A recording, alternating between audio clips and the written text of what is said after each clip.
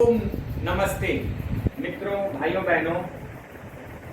आज मैं आपको हार्निया यानी आंत्र वृद्धि, आंतों का बढ़ना या बाहर निकल जाना, इसके ऊपर आपको बताने जा रहा हूं। इससे पहले आप इस विज्ञान को समझ लें तो अच्छा है। देखिए, दरअसल असामान्य रूप से शरीर के किसी भी भाग में झिल्ली को फाड़ के आंतों का बाहर निकल जाना ही हार्निया कहलाता है। हार्निया झिल्ली के कमजोर होने से होता है और आंतों का दबाव आपके डायफ्राम पे ज्यादा पड़ने से ही होता है।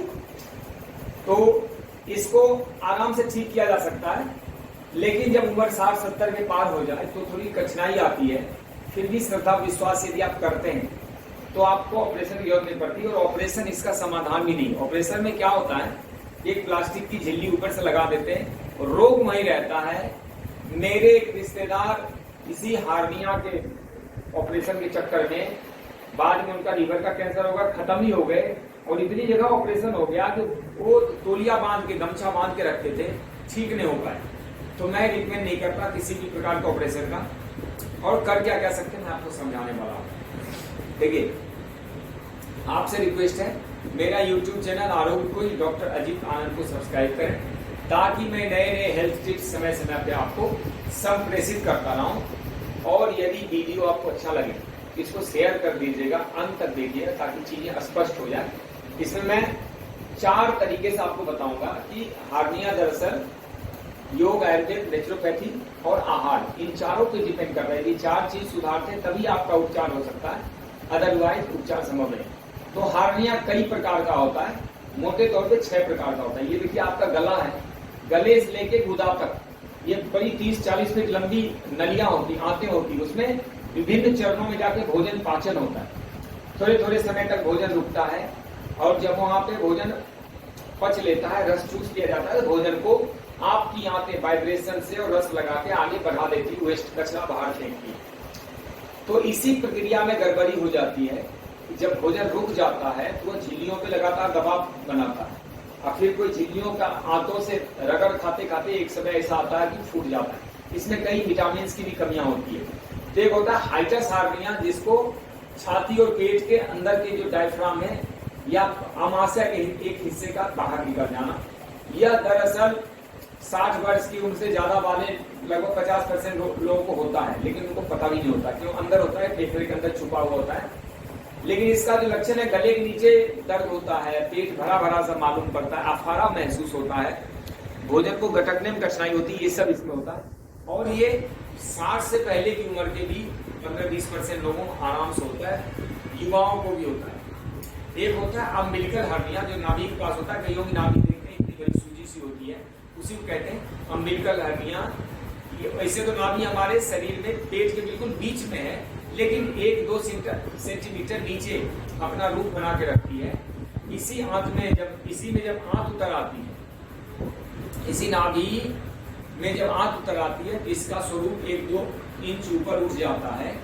तो इसी को कहते हैं आप अम्बिलिकल हार्निया। एक होता है फेमोरल, ये आंतों के हिस्सों में होता है, जंघाओं के जोड़ के पास लटक जाता है।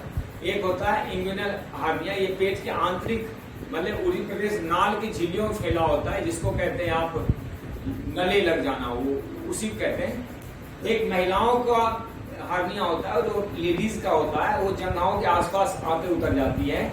और एक पुरुषों का होता है, जिसको आप कहते हैं टेस्टिकल्स में आंतें उतर जाती है। यह समान रूप से 6 हार्निया, इसकी अवस्थाएं भी होती है।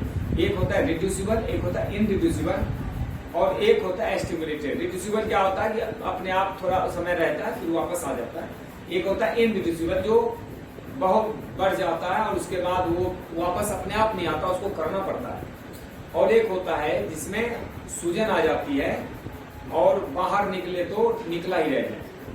तो इसके जो कारण है मोटे तौर वही पुरानी कब्ज, इसका मेन कारण पुरानी कब्ज या दुर्बलता, झिल्लियों का बहुत अधिक खिंचाव हो जाता है, कई बार एक्सरसाइज से भी हो जाता है, कई बार मल्टीविटामिन यू की कमी से, विटामिन ई की कमी से भी होता है, विटामिन के की कमी से भी होता है, मल्टीविटामिन होता है, या फिर बहुत अधिक भार उठाने से, मोटापे, पेट का अधिक लटक जाना, कोई ट्यूमर हो जाना, बहुत अधिक खाना खाना, बार बार खाना खाना, बहुत दवाई खाना, गलत आहार विहार, मल त्याग के समय ज्यादा जोर लगा देना, कई कारण है इसके। इसका उपचार मैं आपको समझा देता हूँ।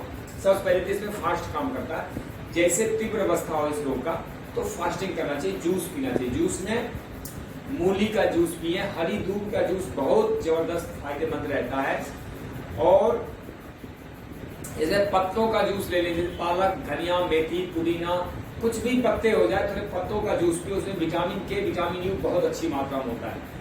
कच्चे गाय का दूध थोड़ा मिले तो सुबह सुबह 1 कप दूध सेवन करें, बहुत अच्छा रहता है। लेकिन उबला हुआ दूध या फिर दूध के बिगाड़ के दही बना के नहीं लेना चाहिए।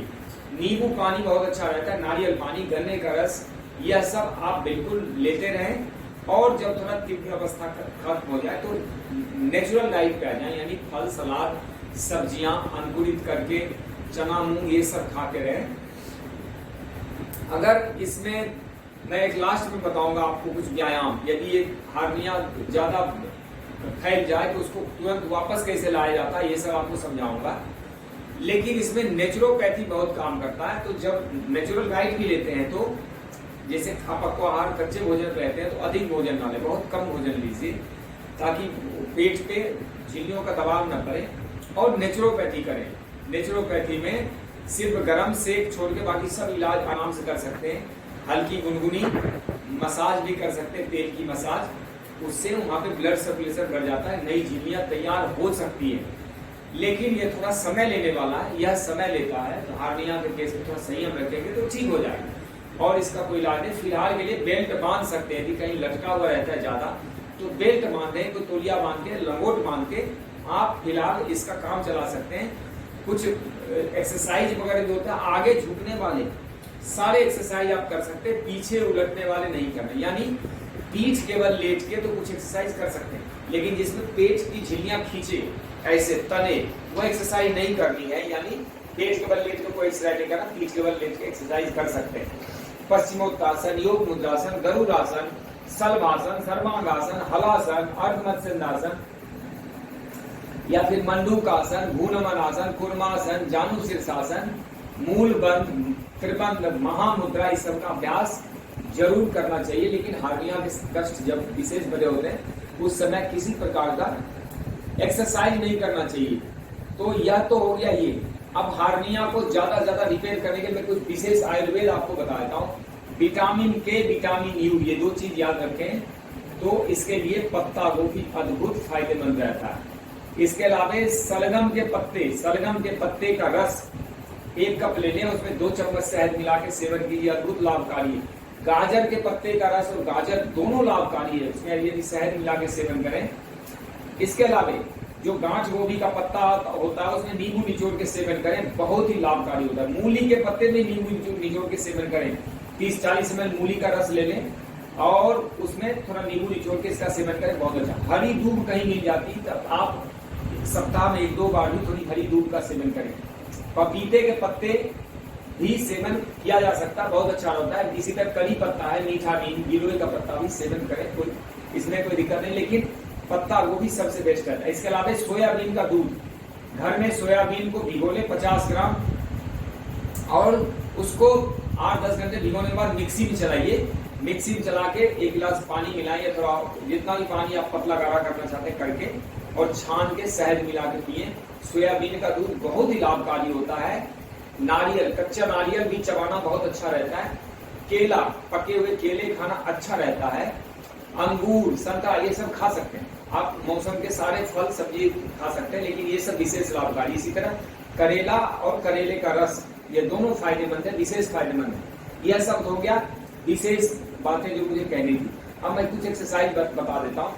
यदि आपको मान लीजिए उसको इनरिड्यूसिबल हार्निया हो गया, जो अपने आप अंदर नहीं जाता, खासकर जो यहाँ पे आपका जो टेस्टिकल्स के आ जाता है, तो इसके 2 एक्सरसाइज मैं आपको समझाना चाहता हूँ। ऐसे सीधे लेट जाएं और दीवार के सारे जितना ऊंचा हो सकता है अपने पैर को उठाएं। अपने आप ये कोइन करके आते बैठ जाती है। इसको करने के बाद आप आराम से लंगोट बांध लें या फिर एक बेल्ट आता, हार्निया का बेल्ट, वो प्रयोग करें, बहुत गजब का लाभ करता है। इसके अलावा ये देखिए, ऐसे लेट के दोनों पैर को ऐसे खींचे थोड़ा, ये इसको खींचने तो भी वो बैठ जाता है। इसके अलावा ऐसे ऐसे लेटे, अगर राइट साइड का है तो लेफ्ट करवट से लेट जाएं और यह पैर उठाएं और धीरे धीरे इस पैर को ऐसे रोक के रखें, तो अपने आप को धीरे इस क्रम में सांसों को खाली करना होता है, सांस खाली करते जाए ताकि पेट ढीला रहे, अपने आप वो बैठ जाता है। नाभि का हार्निया है तो सीधे लेट जाए, सीधे लेटने में ही कई बार हो जाता है। इसके अलावा एक ये है, अगर ये आसन भी करें, ये बहुत अच्छा आसन है। यदि यह पोजीशन लगाते हैं बढ़िया, सर्वांग आसन करेंगे तो और अच्छा है। ये आसन थोड़ा इसको ऐसे उठाएं, इसमें बना हुआ हार्निया अपनी जगह पे आ जाता है। यह कुछ मैंने कुछ आसन बताए, यह करें, लेकिन हार्निया के काल में कोई तीव्र गर्म चीजें, अदरक, सौंठ, पिपली, काली मिर्च, हरी मिर्च, तेल, मसाले, घी, ये सब नहीं खाने चाहिए। और एक लास्ट मैं इसका परहेज बता के अपनी वाणी को विराम दूंगा। परहेज तो इसमें दूध, दही, घी, पनीर, यही सब है। खटाई, मिठाई, आमचूर, इमली, ये सब भी नहीं खाने चाहिए। ज्यादातर इसमें नेचुरल डाइट का सेवन करें और बेकरी के उत्पाद या कोल्ड ड्रिंक्स या फिर मांस, अंडे, दारू, शराब, धूम्रपान, यही सब ज्यादा इसके कारक है। इस सब का सेवन मत करें। रिफाइंड तेल बहुत खतरनाक होता है हार्निया में। भारी पदार्थ ना खाएं जो पचने में देर लगाए। दाल भी नहीं खाना चाहिए, दाल बहुत कम, दाल का पानी ले लीजिए। इस तरह मोटा अनाज खाइए, गेहूं भी नुकसानदायक है, चावल खाएं और थोड़ा दलिया, खिचड़ी या फिर जौ, मक्की, बाजरा, चना की रोटी खाएं, यह सब ज्यादा उपयुक्त है। एसी फ्रिज का प्रयोग भी ना करें, आइसक्रीम वगैरह भी ना खाएं, ब्रेड वगैरह भी ना खाएं, मालपुए वगैरह भी ना खाएं, पूरी हलवा से भी बचें। तो खाएं क्या? फल, सलाद, सब्जी, ज्यादातर ये खाएं। धन्यवाद। ओम नमस्ते, जय हिंद।